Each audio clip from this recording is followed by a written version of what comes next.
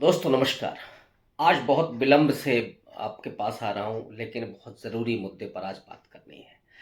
दरअसल राहुल गांधी को लेकर के इस देश की सत्ता और ख़ास करके नरेंद्र मोदी इतने बौखलाए हुए हैं कि अब राहुल गांधी को कहीं भी जाने से रोका जा रहा है। राहुल गांधी की आवाज़ को दबाना ये तो बहुत पहले होता रहा है, लेकिन राहुल गांधी ख़ास करके दलितों, पिछड़ों और आदिवासियों के बीच में, नौजवानों के बीच में जब जा रहे हैं, तो वो कैसे पूरे देश के नैरेटिव को बदल रहे हैं, इससे इस देश की सत्ता बेहद डरी हुई है। और क्यों डरी हुई है?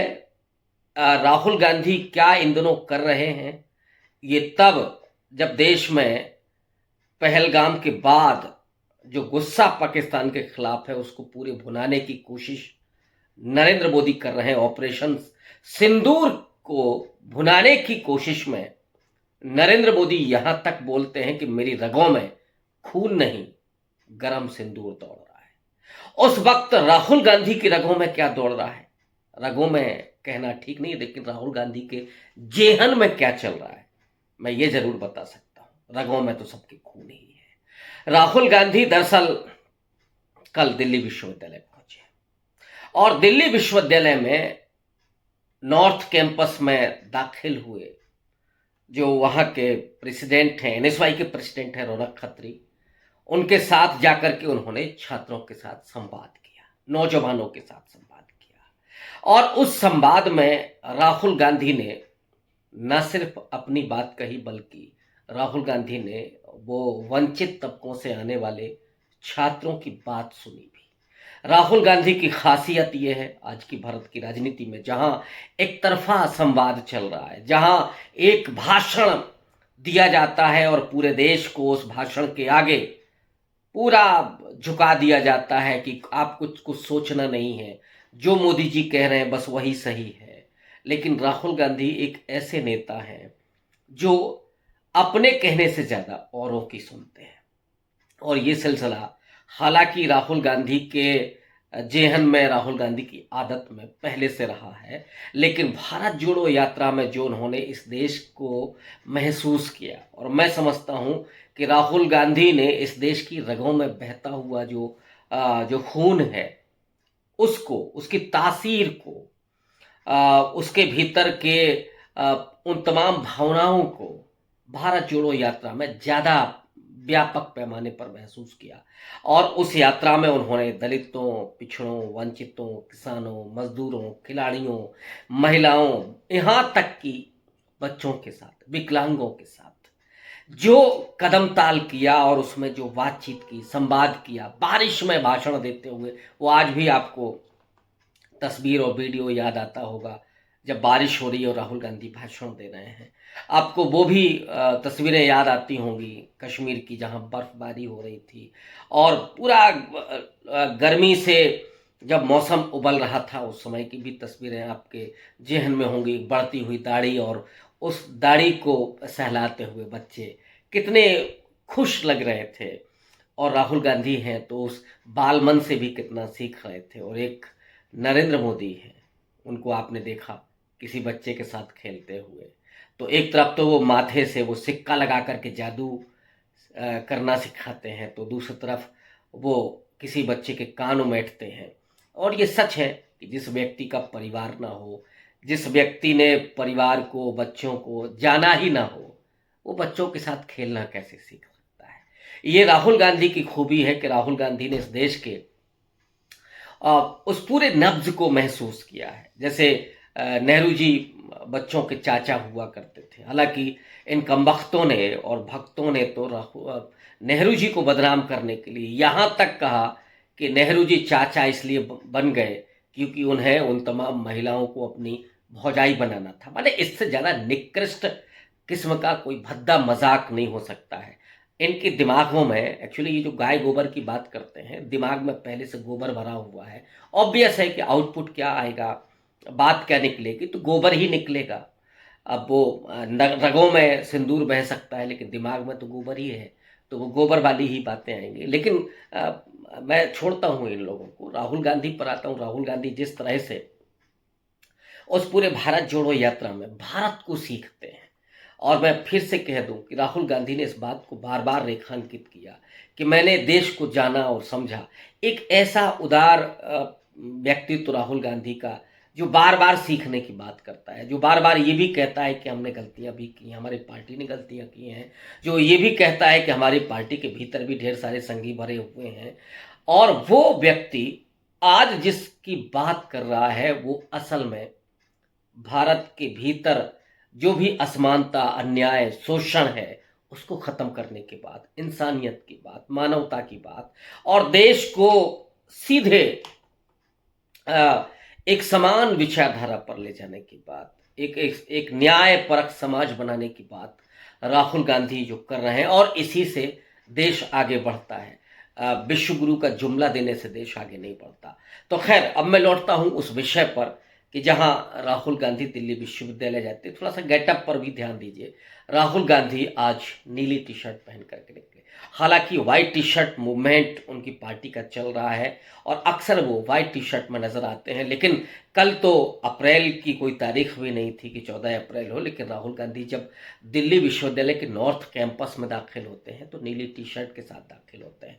और नीला जो रंग है, इसको आप किसी समाज के साथ मत जोड़िए। जो पॉलिटिकल कलर कोई पॉलिटिकल नहीं होता है। कलर एक साथ एक भावना है, और वो भावना है समता की। नीला समता का रंग है, जैसे सफेद शांति का रंग है। जो भगवा है बेसिकली शौर्य का प्रतीक है, लेकिन इन्होंने भगवा का जो अपमान किया है और जिस तरह से उसकी दुर्व्याख्याएं करके भगवा कोई ओढ़ करके कोई लिंचिंग करने में शामिल था, कोई लोगों को पीट रहा है भगवा आप अपने सिर से बांध करके।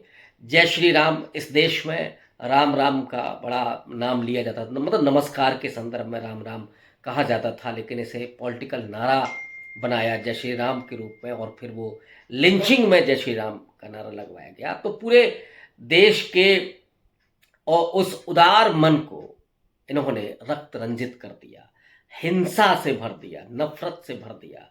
इसी को हिंदुत्व कहते हैं। हिंदुत्व का किसी हिंदू धर्म से कोई लेना देना नहीं है। हिंदुत्व बेसिकली एक पॉलिटिकल विचारधारा है जो सिर्फ सत्ता और वर्चस्व को बनाए रखना चाहती है, और जो उस पूरे सवर्णवाद ब्राह्मणवाद को थोपना चाहती है, पेशवाई सवर्णवाद को थोपना चाहती। मैं वाद कह रहा हूँ, सवर्ण नहीं कह रहा हूँ।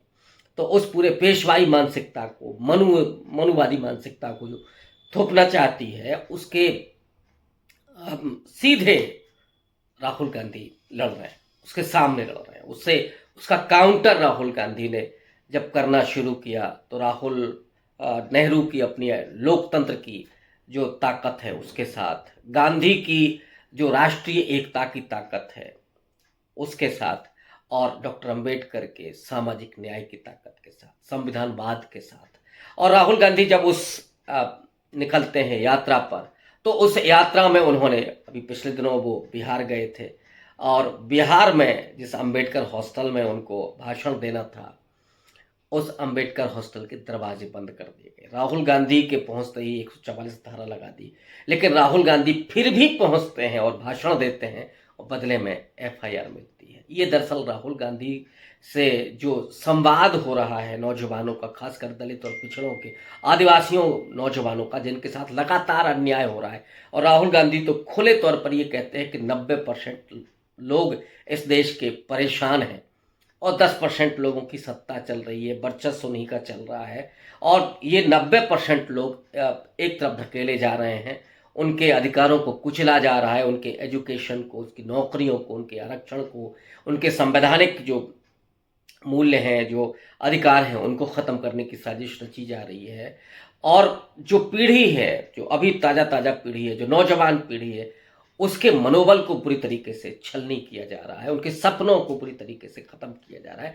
और राहुल गांधी वहाँ से लौट कर के आए तो उन्होंने उस एफआईआर के एवज में कहा था कि मेरे सीने पर लगे हुए तमगे हैं, 30-32 तो पहले से एफआईआर है, कोई फर्क नहीं पड़ता। और कल जब वो डीयू में थे, डीयू में उन्होंने संवाद किया उन छात्रों के साथ, तो नई जो एजुकेशन पॉलिसी है, जिसके जरिए दलितों, पिछड़ों, आदिवासियों, वंचित तबकों को, उनके नौजवानों को बेदखल किया जा रहा है एजुकेशन से, जिसको मैं कहता हूँ कि ये पुश आउट है, ये बाहर नहीं जा रहे हैं, उनको धक्का देकर के बाहर किया जा रहा है, वो है। प्लस जो फैकल्टी है दिल्ली विश्वविद्यालय की, प्रशासनिक जो पद है वहाँ पर दलित, पिछड़े और आदिवासी समाज के लोग नहीं है, नाक के बराबर है, प्रतिनिधित्व वहाँ पर नहीं है। इसलिए हर स्टेप पर उन छात्रों को बुरी तरीके से कमज़ोर किया जाता है और उन्हें उन्हें धकेलाया जाता है, उनको परेशान किया जाता है, उनका फेलोशिप समय से नहीं मिल रही है, वो अपने विचारों का आदान प्रदान नहीं कर सकते, उनके लिए जो स्पेस होना चाहिए वो स्पेस ख़त्म किया जा रहा है। जो दिल्ली विश्वविद्यालय के डेमोक्रेटिक स्पेस होता था, जहाँ अंबेडकर फूले की भी बात होती थी, जहाँ पे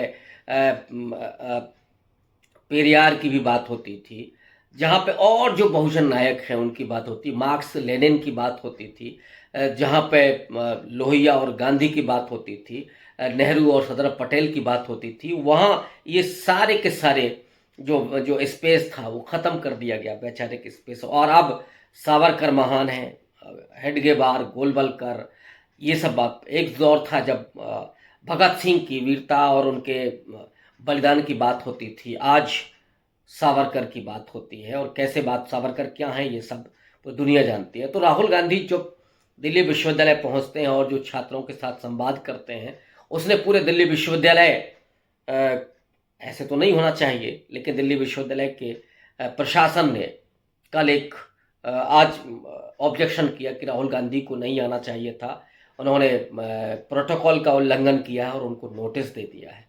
अजीब बात है, इस देश का सबसे प्रबुद्ध सांसद, इस देश का लीडर ऑफ अपोजिशन और राहुल गांधी जैसी शख्सियत, वो छात्रों के साथ संवाद नहीं कर सकता। वहाँ पे लफंगे चले आएंगे, वहाँ पे मुसलमानों को आतंकवादी कहने वाले चले आएंगे, वहाँ पर मनुवाद के झंडे लहराने वाले चले आएंगे, वहाँ पे आरक्षण को गाली देने वाले चले आएंगे, वहाँ पे महिलाओं पर फप्तियाँ कसने वाले चले आएंगे और उनको बलात्कार की धमकी देने वाले चले आएंगे। लेकिन राहुल गांधी नहीं जाएंगे, क्योंकि राहुल गांधी जिसकी छाती पर मूंग दल रहे हैं उसका नाम नरेंद्र मोदी है। राहुल गांधी जिसकी सत्ता को हिला रहे हैं उसका नाम नरेंद्र मोदी है। और इसीलिए हर जगह से राहुल गांधी का स्पेस आपको कम करना है, जो संभव नहीं है।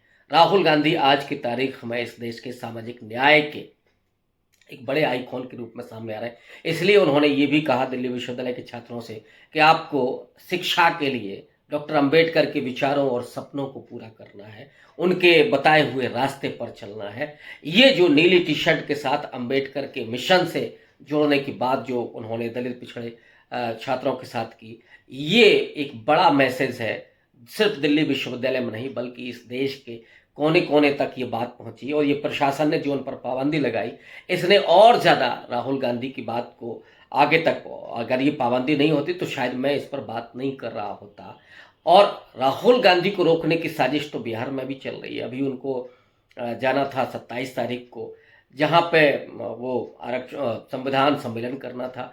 पता लगा कि बिहार में किसी हॉल को ही नहीं बुक होने दिया जा रहा है। लेकिन ये सवाल पूरे दिल्ली व बिहार की सरकार पर है। लीडर ऑफ अपोजिशन के लिए हॉल नहीं मिल रहा है। इससे ज़्यादा शर्मनाक और बात क्या है कि डेमोक्रेटिक स्पेस को आप ख़त्म कर रहे हैं। लेकिन राहुल गांधी किसी के रोकने से रोकने वाले नहीं हैं, क्योंकि राहुल गांधी एक सच की आवाज़ है, एक ईमानदार आवाज़ है, जिसके दिमाग में समता और न्याय है। और अंबेडकर का वो तीसरा उसूल भी कि बंधुत्व कैसे स्थापित हो। शुक्रिया।